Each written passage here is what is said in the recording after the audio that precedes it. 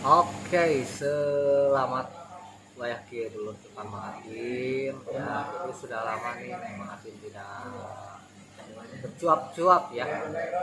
Kali ini kita nggak ngonten ke tempat, tapi kita akan bahas satu problema atau masalah di percupangan ya. Nah, jadi ceritanya ya, itu cupang itu harga sekarang gitu ya, memang jauh ya dengan kondisi Rupanya tuh anjlok tahun berat. sama tahun kemarin. Nah, ada apa gitu ya, ada apa ya, kita inilah sedikit ada informasi atau sharing-sharing, kenapa sih gitu ya. Apa sih solusinya, nah, gitu kan, biar para pecinta cupang juga para penghobi cupang juga masih tetap eksis ya.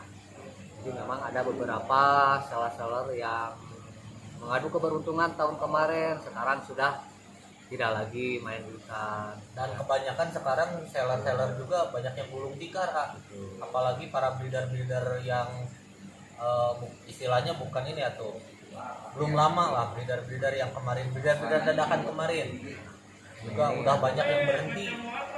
Jadi itu kendala-kendalanya apa? Jadi Mang Apin di sini ingin memberikan satu ini aja ya, motivasi mungkin buat para seller atau breeder ya yang masih eksis di dunia persipangan. Karena apa?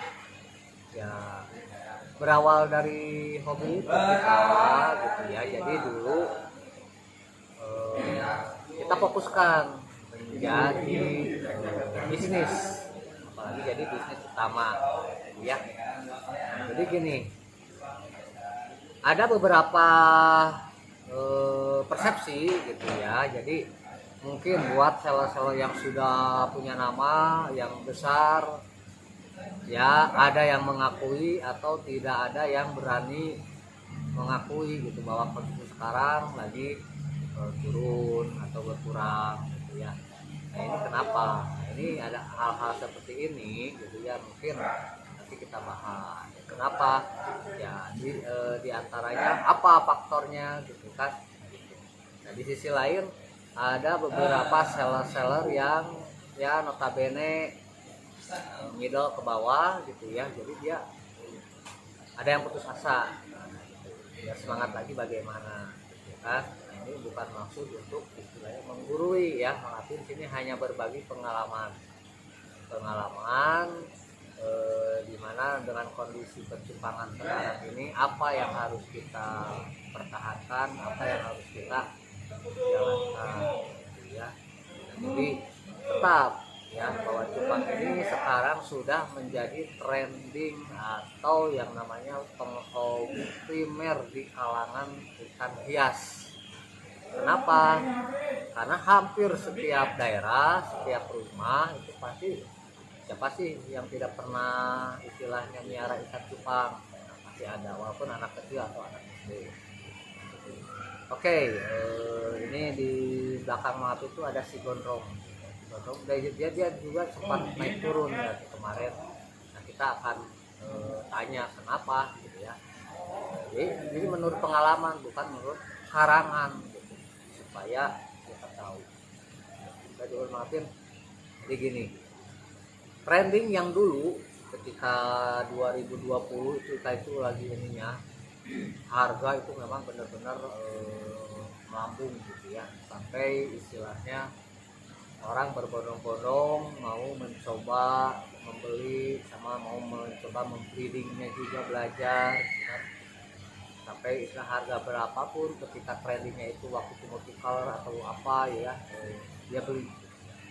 Nah, sekarang memang ada beberapa seller yang masih bertahan, yang walaupun terengah-engah gitu ya, artinya ya selakunya gitu ya. Dan beda dengan seller-seller yang sudah naik daun misalkan.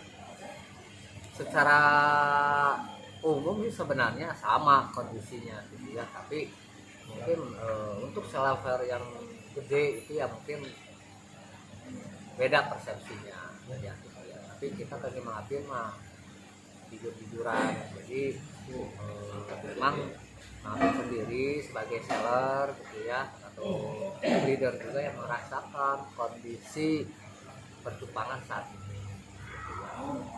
Nah selama berbulan-bulan kemarin gitu ya, maafin mempelajari apa sih jadi kendala, kenapa sih gitu ya. Bukan maksud untuk menggurui, tapi ingin memotivasi buat para seller atau leader ya semangat gitu ya. Jadi gini ya, ini pengalaman dulu ketika cupang itu mulai booming ya, naik daun, orang pasti penasaran, berbondong-bondong gitu ya.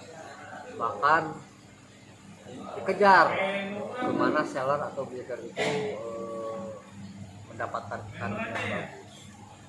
Maka salah satu triknya dulu itu adalah bagaimana kita menampilkan ikan yang benar-benar ajib, grade ya, atau grade tinggi ya, atau grade A ya, atau grade bagus.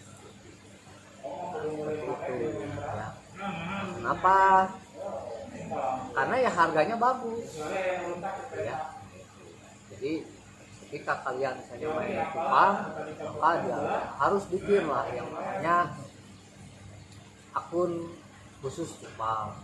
Ada yang berhasil, ada yang tidak, itu tergantung dari kreativitas masing-masing.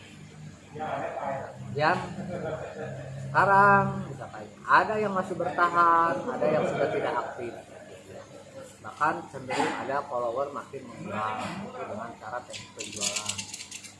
Dulu itu salah satu market yang paling bagus itu adalah kita online ya, dan sampai sekarang ya. Dulu itu orang dengan cara online, apakah itu lelang, flash deal, itu biasa. Ikan yang mulai tampilkan dari grade ya, biasa. Nah sekarang kita bahas satu persatu ya, sebelum kita maafin. Jadi bagaimana supaya istilahnya kita itu tetap eksis. Jadi tidak bisa kita menyalahkan sepihak kondisi pasar, tidak bisa kita menyalahkan kepada penghobi jadi-jadian, tidak bisa kita menyalahkan misalnya kepada seller-seller yang mulai berjatuhan ya, atau bagaimana. Nah, ini jadi kalau misalkan kita lihat ya kondisi sekarang ini ya, penurunan dari harga ya, bukan penurunan kualitas, penurunan dari harga di pasaran itu adalah mengikuti istilahnya yang namanya tren dari bisnis hobi. Bisnis hobi. Jadi yang namanya bisnis hobi itu ya, itu memang tidak istilahnya apa, sekuat dengan istilahnya produk-produk konsumtif lainnya gitu ya. Jadi kalau misalnya ada satu produk konsumtif misalkan, maka itu akan stabil ya dengan pasaran yang ada. Tapi kalau yang namanya produk yang berawal dari hobi gitu ya, itu fluktuatif. Ketika hobi itu lagi digandrungi, maka pasaran itu akan naik kan, bahkan harga akan mengikuti ya. Ketika hobi tersebut sudah mulai landai, harganya pun juga landai. Bahkan ketika hobinya pun sudah mulai ada hobi yang lebih trending, mulai cenderung menurun. Nah itulah yang namanya kita harus ketahui yang namanya kita berbisnis di bidang hobi. Nah jadi itu perlu digarisbawahi dulu. Beda dengan kita berbisnis di bidang konsumtif yang benar-benar menjadi kebutuhan primer atau kebutuhan pokok dari masyarakat. Nah, jadi dia mau hobi mau enggak ya beda ya. Oke, nah itu salah satunya. Nah, bagaimana Martin menyikapi dengan kondisi sekarang ya? Satu, ada yang berpendapat bahwa sekarang itu kata siapa harga cupang turun. Ada yang berpendapat gitu, dia gengsi atau mungkin tidak mau mengakui gitu ya, jujuran gitu ya. Terutama mungkin ada beberapa seller besar ya dia tidak iya gitu ya. Ketika diprotes sama seller kecil, kita itu dari dulu juga main, cuma karena sellernya masih kecil ya naikin harganya juga susah ya, akhirnya seadanya kita jual itu, ada yang begitu. Jadi gini ya, kalau memang dikatakan misalkan proses ya, semua juga perlu proses ya. Seller besar menjadi besar itu ada proses. Ketika orang bermain menjadi seller di cupang itu juga dia mulai berproses. Nah, yang jadi masalahnya itu bagaimana orang yang baru main sama yang sudah berproses lama itu ya bertahan dan eksis itu ya rekan-rekan. Jadi satu ya, mungkin di sini berbagi pengalaman ya, maafin dulu juga jatuh bangun sama ya, jatuh bangun ya, dijual dari yang bagus sampai yang ya sekarang seadanya juga mengalami salah satunya yaitu satu ya. Jadi kita itu jangan terlalu mengandalkan kepada situasi yang trending saat ini ya. Itu ya contoh ya. Ketika kita main hanya di grade yang middle ke bawah ya, kita jangan paksakan ketika ada seller besar, seller lain harganya bagus dengan menjual jenis yang lagi trending gitu ya, beda. Dan itu merupakan satu dilema gitu ya buat para seller kecil ya. Kenapa misalkan gini, kalau misalnya orang udah punya nama seller besar, dia memasarkan grade yang udah memang mainnya di grade ya, dia punya pasarnya gitu ya. Tapi ketika orang yang seller yang ya baru atau mau memulai memaksakan yang tadinya di grade biasa ke bawah dengan ke up, itu susah gitu ya, susah. Walaupun segrade apapun dia tampilkan, mungkin gitu ya, harganya tidak akan sebagus di seller yang besar. Jadi satu, jangan memaksakan trending yang ada buat seller-seller yang lain. Jadi udah, kita bermain dengan apa yang telah kita kuasai. Jadi marketnya. Yang kedua, ini ada korelasinya dengan situasi atau keadaan, bahwa kita itu bisnis di bidang memanjakan mata ya, memanjakan orang dengan keindahan. Jadi hanya misalkan orang-orang yang istilahnya tertarik dengan satu warna atau keindahan ikan tersebut, dia pasti berani beri berapapun harga yang ditawarkan gitu ya. Jadi kita itu bisnis memanjakan mata. Berarti apa yang harus kita rubah? Bahwa tampilan, kemudian dari segi keindahan, walaupun bukan ikan grade ya kita tampilkan seindah mungkin biar para buyer atau tertarik ya. Karena notabene hobi ikan ini adalah dilihat dari keindahan warna gitu, performanya seperti itu. Nah itu yang kedua. Yang ketiga gitu ya, jangan terlalu istilahnya banyak beranggapan terhadap seller-seller yang sudah besar. Oh ini mudah menjualnya karena begini, oh ini kadang kita susah karena kita sellernya kecil. Jangan terlalu dilematis terhadap masalah itu. Jadi kita harus konsisten aja, konsistensi ya, konsisten dengan produk yang kita jual ya. Nah itu.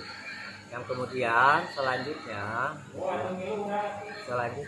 bahwa ketika dunia pasaran sekarang lagi mulai banyak jenis yang kita jual, maka kita harus berinovasi. Itu ya, konsistensi dan inovasi. Maafin apa aja. Jadi inovasi itu bukan masalah kita harus memperbaiki grade keturunan ikan tersebut, juga tidak. Itu salah satu ya. Jadi inovasi ini mulai dari kita ya meletakkan pajangan, mulai dari kita memperbaiki kualitas ikan, salah satunya, kemudian inovasi terhadap market share gitu ya, terhadap market share begitu ya. Nanti kita akan bahas satu-satu market share ya. Jadi begini, pernahkah misalkan berpikir rekan-rekan ya, ada yang berpandangan ya bahwa kita harus mengeluarkan ikan-ikan grade ya, followernya tinggi atau biar orang pada lihat bahwa kita main grade. Tidak juga tidak juga seperti itu. Jadi market share-nya juga kita harus benar-benar menciptakan market yang benar-benar kita kuasai. Jadi kalau misalnya kita berjualan ikan grade ditawarkan ke anak SD, mungkin nggak akan ada yang beli gitu ya. Atau ketika kita tidak mengetahui market share, misalkan gini, ada seorang anak gitu ya ingin ikan cupang kepada bapaknya, "Pak, ingin ikan cupang." Apakah si bapak tersebut itu istilahnya langsung mengasihkan ikan yang grade, ikan yang harganya jutaan? Pasti walaupun dia bapaknya tahu bahwa ikan grade itu harganya jutaan, tidak akan langsung dikasih gitu kan buat anak-anak. Nah, itu salah satu contoh market share. Artinya kalaupun kita konsisten, inovasi, kita bisa menentukan pasar yang tepat, ya tetap ada nilai atau value yang kita dapatkan dari ikan jenis apapun, walaupun bukan ikan grade ya. Karena ya kita akan disesuaikan dengan value atau modal yang kita keluarkan juga. Contoh ya, kita beli modal harga 5.000, nggak mungkin dong kita jual 500.000 kalau tidak ada keajaiban. Kita modal 100.000, yang nggak mungkin dong kita harus jual sampai 1 juta lebih dan sebagainya kalau tidak ada opsi ya. Artinya itu kita harus membaca pasar, dan semua jenis ikan cupang ini punya market tersendiri ya. Nah, kita akan pilah-pilah market ikan cupang ini seperti apa. Nah, gitu ya. Jadi kita harus benar-benar tepat menentukan market dari ikan ini. Jadi kalau selama ini kita mengandalkan lelang, coba inovasi lagi. Gimana sih biar lelangnya itu orang-orang pada tahu? Bagaimana sih biar orang-orang akan tahu bahwa setiap jam segini kita itu continue lelang dengan mengeluarkan ikan berbagai grade. Nah, seperti itu gitu ya. Nah, itulah salah satu menentukan market. Nah, kemudian jangan berargumen terlalu kuat gitu. Kalau misalkan ya kalau kita mengeluarkan yang grade pasti kita dapat, tapi balik lagi kita ke value-nya juga. Kalau misalnya kita hanya maaf ya modalnya dia biasa, ya jangan memaksakan untuk membeli grade dengan harga yang mahal, dan belum tentu kita tahu pasar kita itu ada yang minat. Lebih baik jalani dan tentukan market. Kalau kita mainnya di SD, cupang SD, ya inovasi lah ke cara marketnya tuh anak-anak SD, walaupun kondisi sekarang susah gitu kan. Nah, bagaimana caranya? Nah, itu ya. Jadi semua istilahnya pasar ada gitu ya. Jadi jangan bangga juga kalau kita main di grade, wah untuk puluhan juta, ratusan juta, yang modalnya sendiri gede gitu kan. Tapi jangan berharap juga kita modalnya ya seadanya ingin terlalu wah. Nah, itulah ada yang namanya benefit value atau nilai pasar ya. Nah, itu ya. Jadi menentukan market atau inovasi di bidang marketing. Nah, jadi kalau misalnya orang-orang berbondong-bondong di lelang, maka kita akan fleksibel dengan bagaimana inovasinya, ya tadi salah satu tampilan, pencahayaan, video, ya perbaiki kualitas itu, karena kita menampilkan adalah memanjakan mata bisnis Itu. Jadi setelah kita menentukan market, nah barulah gitu ya, kita itu harus benar-benar ya istilahnya gini, dia jalan tekuni gitu, jangan setengah-setengah, ya, harus full kita jalan ya. Karena apa, setiap kita jalani memang ada resiko tapi ada timbal balik yang itu ya. Jadi buat rekan-rekan seller dan dealer, satu selain kita harus misalnya eksistensinya dijaga, kualitasnya dijaga, istilahnya promosinya terus digencarkan lagi gitu ya, dan bikinlah mindset jadi bahwa setiap orang yang ketemu sama kita ini bahwa ya iya jualannya cupang, jangan gengsi gitu. Jadi bikin mindset seperti itu. Ketika kita bertemu, bermain ataupun berkumpul sama siapapun, rekan saudara sebagainya, mindset kita itu adalah tukang-tukang, dan itu adalah resiko. Jangan gengsi disebut tukang cupang kalau Anda memang fokus di bisnis cupang ini. Nah itu ya. Jadi itu yang terakhir adalah jangan gengsi. Jadi kalau Anda menanamkan gengsi, contoh ada di lapangan itu, kita itu pada bisnis cupang gitu, kita ketemu sama kolega dan sebagainya, kita tidak mau jujur ya bahwa kita ini benar-benar bisnis di bidang cupang.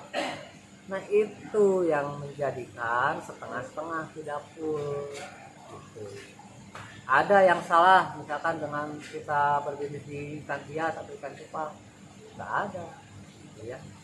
Jadi itu adalah resiko ya. Jadi membuat mindset bahwa kita ini ada penjual atau seller cupang atau bisnis cupang, itu bagus buat apa, market juga gitu ya. Salah satu market juga ketika orang main ke Jakarta, kita main ke Jakarta, oh ini ya tukang cupang di Bandung, itu kan mindset. Jadi market dari mindset kita.